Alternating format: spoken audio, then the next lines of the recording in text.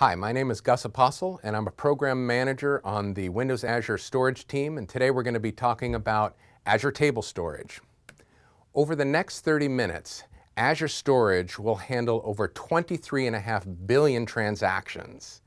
It's a foundational building block for all of our products and services, and we want to offer the same capabilities to you for building your cloud-scale applications and services. Now, we're built for hyperscale. We handle over 100 trillion objects in storage today and over 12 million transactions per second. We offer a variety of durability options, including local redundant storage and geo-replication. And we're the only storage platform that guarantees when your data is written locally, we can actually replicate it in a geographically dispersed location over 400 miles away using geographic replication. We have 3 nines of availability for reads and writes, and you can actually add an additional 9 of availability for reads when you're using read access replication. We're an open platform. We support all of the REST APIs, and we have a comprehensive set of client libraries such as .NET, C++, Node, Python, and Ruby, just to name a few. With the upcoming release of Windows Server 2016, the new Azure Stack will give you 100% consistency for developing applications that you can run on-premise, in a local hoster, and also in the Azure public cloud seamlessly. So let's talk a little bit about some of our storage offerings. We have 2 product offerings. For developers, we have blobs, tables, and queues. Blobs are our highly scaled object store, and they're optimized for storing things like binary data, such as pictures or videos or backup files, IaaS backup files. Tables are our massively scaled NoSQL store for your structured data, and queues are very useful when you're decoupling components in your distributed application when you need to scale them independently. For VMs, we have disks and we have files. Disks are what essentially backs your IaaS VMs. We also have a premium offering if your workload demands very low latency, meaning sub 10 millisecond, and predictable high throughput. And then Azure Files are essentially our fully managed public cloud file share system that gives you complete consistency in terms of on-premise versus cloud file share. So great for lift and shift scenarios where if you want to move some of your legacy code applications to the cloud, you can do so seamlessly without any code changes. I put a link down at the bottom of the page, and this is for our Azure storage documentation. Go to azure.com and you can learn a lot more about all of these data abstractions that we offer on Azure Storage. So let's talk a little bit about what is the Azure Table Storage service. For scenarios, let's think about something like a shopping cart where you've got thousands of items online that you want to surface to your users. Each item is uniquely identified by an ID, and we use that ID to link to a set of metadata properties about that item. User clicks on the item, you need to very quickly look that item up and get that metadata to your user to see if they want to buy it. Things like price, location, and availability, for example. Xbox Live also heavily relies on Azure Table Storage for managing things like gamer profiles and gaming experience. Skype uses tables for doing things like call routing and managing a list of call routes for your devices. So these are some scenarios when you would use the Azure Table Storage service. Let's talk a little bit about some of the characteristics. We are a key value store, so we're optimized for key-based lookups, and we can store hundreds of terabytes of data, even petabytes of data if you so choose to shard across multiple storage accounts. We're strongly consistent, meaning that for every write, we guarantee at least 3 copies of your data will be written to disk. We also have dynamic resource allocation. So under the covers, when you're seeing bursty or sporadic workloads, we can automatically do load balancing of your data over hundreds of servers so we can keep servicing requests at low latency. And all of this allows us to do very high transaction volumes at a pretty compelling cost point. So I want to take a look at some Azure storage concepts. Let's talk a little bit about an example where a company, we'll call it Contoso, is building a set of cloud applications and they want to build it on the Azure platform. So when they build, what they first need to do is sign up for a subscription. And you can have one or multiple subscriptions. And each subscription can have one to many storage accounts. Now, these storage accounts are where you actually store data across all of our data abstraction: blobs, queues, tables, files, and disks. But today we're talking about tables. You can have as many tables as you want in Azure storage today. Now, if there's one thing that you take away from this session today, I want it to be this: what you select for your partition key and your row key is absolutely critical for successful table design. We use the partition and row key combination to help us group your data, help us do things like auto load balancing, which I mentioned earlier, as well as giving you the ability to do atomic transactions over that data. So very important to enable us to be able to scale your data and enable you to be able to accomplish thousands of transactions per second for your applications.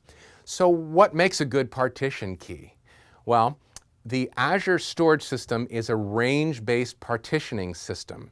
So the more that you can spread your keys over the lexicographical key space, the better chance that we have to actually observe your query patterns, your data access patterns, and then help you scale that service appropriately.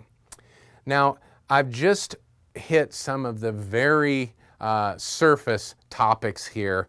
I highly recommend that you check out the link at the bottom of the slide here on the Azure Table Design Guide. We go into a lot more depth and explain a lot of these concepts in a lot more detail, as well as having some examples. We talk about patterns, how to choose your keys, when you might use something like a composite key for flexible query design, and so forth. So highly recommend you check that out. All right, so let's keep drilling down into the table structure itself. So as an example, I've got a gaming example here. Let's say that we have a massively multiplayer online game that has hundreds, if not thousands of users, and each user has hundreds of properties that make up that user's gameplay experience. Very simplified example here. You can see my table. As the name suggests, data is stored in a tabular format. And we store what we call entities. So you can think of an entity in relational database terms like you would think of a row. Now, each entity has a partition key and a row key. This key combination is what we use to create the clustered index for the table and also enables us to do very fast point lookup queries. Now, entities within the same partition all share the same partition key value. So a table server can handle multiple partitions, but a partition is actually handled by just a single table server. Now, row keys are what we use to uniquely identify a set of entities within a partition. And you can see here I've used gamer profile. For my partition key, I used gamer ID or user ID, which is a great key because it guarantees me randomness and uniqueness, which allows us to distribute data more effectively. And then finally, we have a set of properties. You can think of properties like columns, except for there's no schema enforcement for those columns. Every entity can have between one and many properties. And those properties are essentially name-value pairs of metadata that make up that entity. So these are the very basic concepts of what an Azure table is. And at the bottom here, I'd love for you to check out Jeff Irwin's presentation that's also on Channel 9 that goes into a lot more depth in some performance, scalability, security, and design patterns that will be very helpful in helping you get off the ground and building your applications on Azure Table Storage. Two other things that I want to mention that are also critical to your design is entity group transactions and table concurrency. So when you need to execute a set of operations atomically over a group of entities, you can use what we call entity group transactions. And this allows you to accomplish batch operations over a set of entities. It's scoped within a single partition, and you can have at most 100 entities in any given batch job. Now, it's important to keep in mind that if you're doing multiple concurrent transactions and they involve the same entities, you need to make sure that you're aware of that, because you could get conflicts. And those conflicts could result in either a delay in processing or even the entire batch failing. And transactions are an all or nothing in terms of success. So if any part of the transaction actually fails, the whole transaction fails and is rolled back. So that's something important to keep in mind. Many modern day applications today have multiple readers looking at data and updating data concurrently. So think, for example, about a wiki page where you've got multiple people that are looking at that page, and then you've got sometimes folks that are actually updating data at the same time. The wiki platform has to be sure to understand which writes are succeeding and which are not, and make sure that the users doing those updates know if their write was successful or not. And so the Azure Storage Platform actually does support all three models for concurrency. Pessimistic concurrency, where we actually would lock the object, make the update, and block access until that update is complete. Optimistic concurrency, where you might receive something like a token, which you could use later to check and see if that data has changed since you last updated it. And then a last write win strategy, which means whoever wrote the data last, that's what's going to be the most current row. Now, tables defaults to optimistic concurrency. So when you store a row in a table, we actually will append a timestamp column, which we use to track the last modified time. Now, that's a column that only we update internally. You can't change that. When you actually receive an entity from the table, you get what's called an E tag, and that E tag is derived from the timestamp, and it's what you can use in your update statements to check and see, has that data changed since I last retrieved it before I do my update. Okay, so those are some of the basic concepts around Azure Storage Tables. I'd like to step in now and let's take a look at doing a demo. To prepare for this demo today, I went to azure.com and I installed the Azure Platform SDK. And when you install the SDK, you get a couple of great features that I want to show you here. First of all, when I create a new project, I've now got under templates a brand new set of quick start templates. And here you can see I've got Azure Storage Tables as one of my examples, which I'll bring up. The second thing that I get is called the storage emulator. So if I don't want to spin a workload up in the cloud and do dev test against that, I can actually use the emulator. So if I hit the Windows key and I start typing emulator, you can see I get the Windows Azure Storage Emulator. Now this is a pretty cool feature because it essentially acts like I'm connecting to Windows Azure, but I'm actually just using the local store and the emulator to emulate transactions from the server. So you can see I get a great little message. I've got a nice little icon down here that allows me to manage the emulator.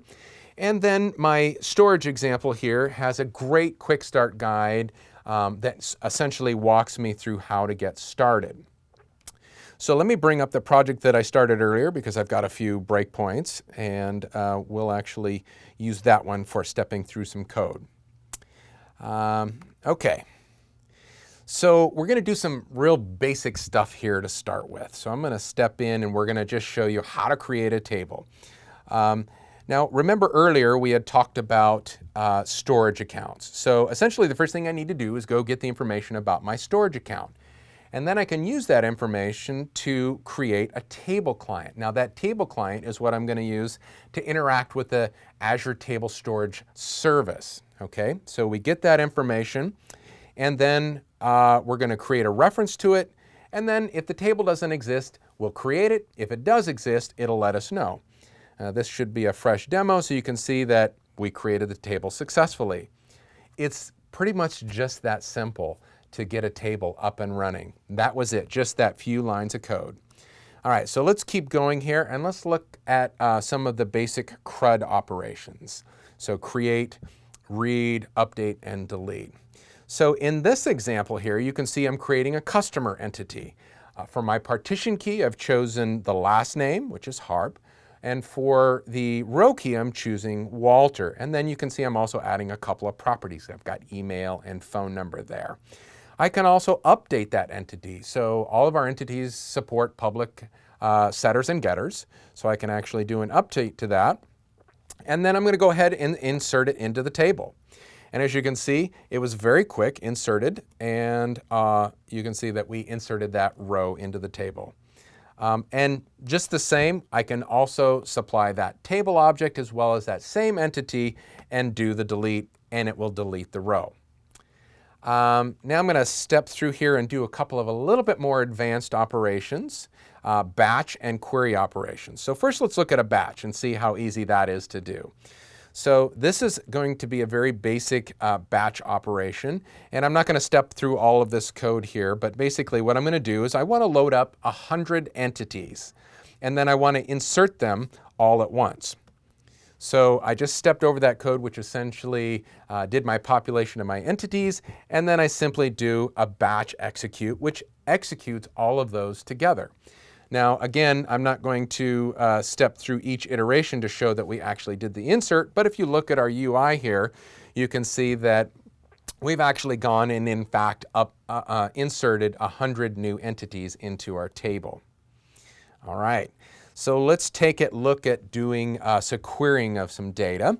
And the first thing, remember we talked about row keys, and row keys uniquely identifying a set of entities within a partition, and I can do effectively range queries using that row key, and that's all I'm doing here. Basically, what I want to do is specify the partition key, which was the last name of Smith, and then I've got the row key, start point, and end point. Okay. And so something that I haven't talked about yet was a continuation token. So I actually have the ability to chunk back rows from the server at whatever granularity you choose. And so that token allows you to keep chunking back the rows from a result set until you've actually completed that. And then it'll come back as null and you know you've got the end of the result set. So here I'm just using 50 as my granularity. And again, I'm not going to step through each of the iterations, but we'll take a look at our UI after I step through that, and you can see I actually went and got from 1 to 75. So I was able to very effectively and quickly do a range query for the partition key of Smith. All right. Sometimes you may find that you need to do a partition scan and you want to retrieve all of the entities.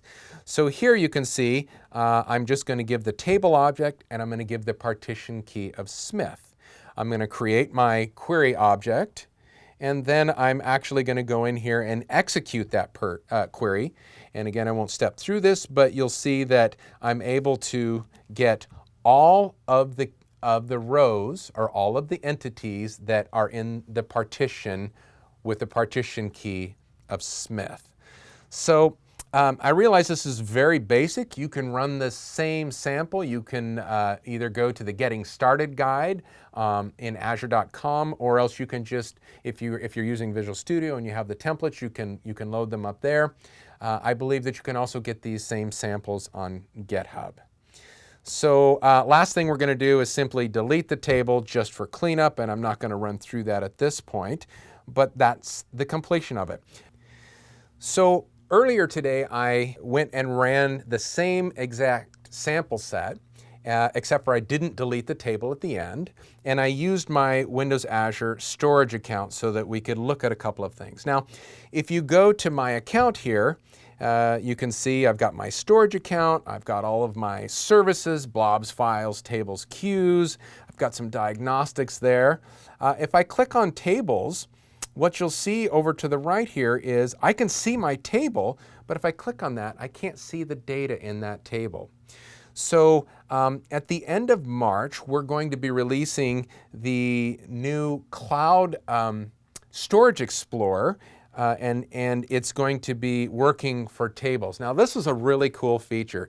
We already have it for blobs and for queues, but we're adding this new for tables. So here I've gone and you can see the left pane here, I've gone and drilled down on the tables, and I've actually clicked on that same customer tables. And over to the right, you can see all of the entities in that tables with partition key, row key, timestamp, and the property. So this is very cool. The other thing I can do is click on the query tab here, and we've got some common queries that you can actually do to query that data. I can add to that data, I can delete data, I can edit it. Over here back on the left pane, I can actually create a new table and drop tables. So complete manageability over your tables. So this is really exciting functionality. And again, this is going to ship probably around the end of March of this year, 2016. Now, to lead into the last couple of concepts, I'm going to right click here and I'm going to show you something called Attach Storage to SAS. And SAS actually stands for Shared Access Signature. So anytime that you're building applications in the cloud, there's a couple of considerations that you need to have. And one is around security, and the other one is around DevOps, the ability to support that service once it goes live.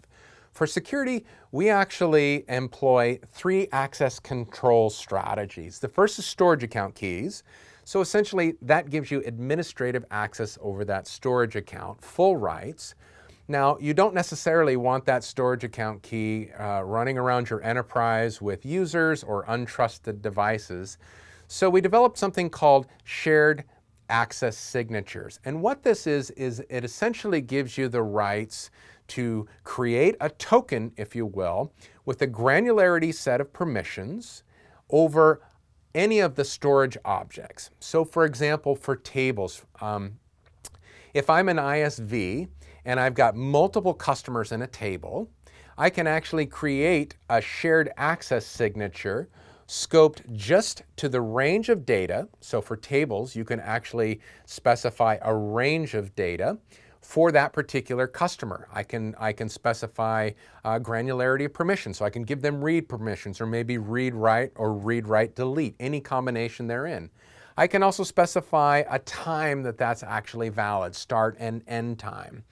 And then for very explicit situations, I could also add an IP or an IP range, which will lock down where the requests can come from. And then finally, I can also lock down things like the protocol, so HTTP or HTTPS protocols. Now, the shared access signature is just a string. You can see the little graphic that I have at the bottom there. It's just a string that you append to your URLs. And the token is actually generated from the storage account keys, so we can actually validate its authenticity on the back end. Now, another consideration, when you've stood up your service in the cloud, it's important that you're able to do DevOps for that service. And that means understanding the health, the well-being, and the performance, and how your users are experiencing that service in the cloud. So we've got a couple of great features. First is called storage metrics. Basically, think about that as perfmon in the cloud. We give you over 40 metrics that you can look at about your service and the health therein to enable you to get a sense for how your users are experiencing your service currently. Now, the interesting thing about that is we actually store that data in Azure Table Storage. Now, when you need to actually pinpoint and you're troubleshooting a complex problem, you might need a lot more granular information.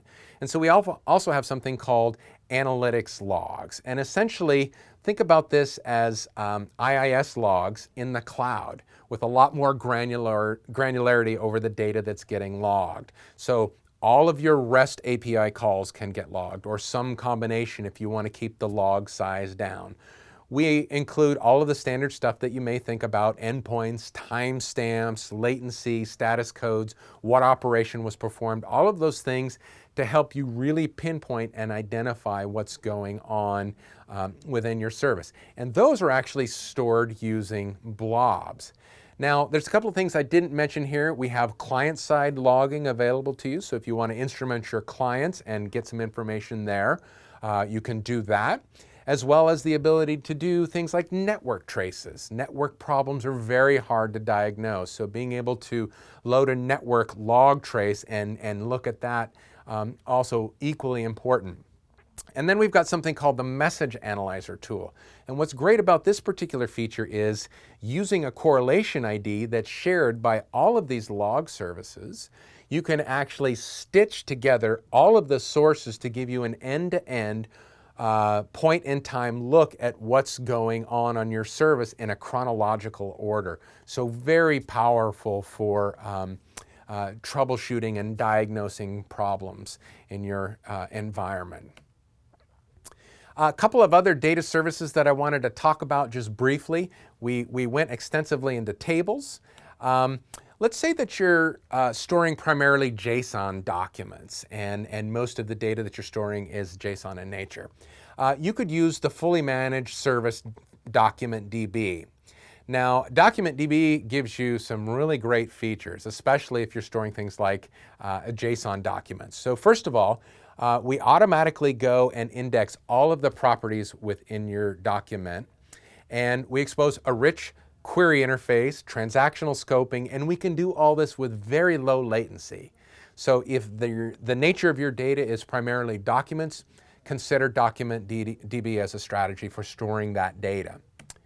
If you're storing relational data, and you don't want to stand up something like an IaaS VM and start up SQL Server and manage it there, you can take advantage of Azure SQL DB. It's a fully managed database service, and as of SQL Server 2014, it's fully compatible with the on-premise product. It has all the same features that you've come to know and love from SQL Server: disaster recovery, high availability, transactional consistency, as well as a couple of other features such as elastic database pools when you're building things like SaaS workloads. So that's also a very compelling offering if your data is relational in nature.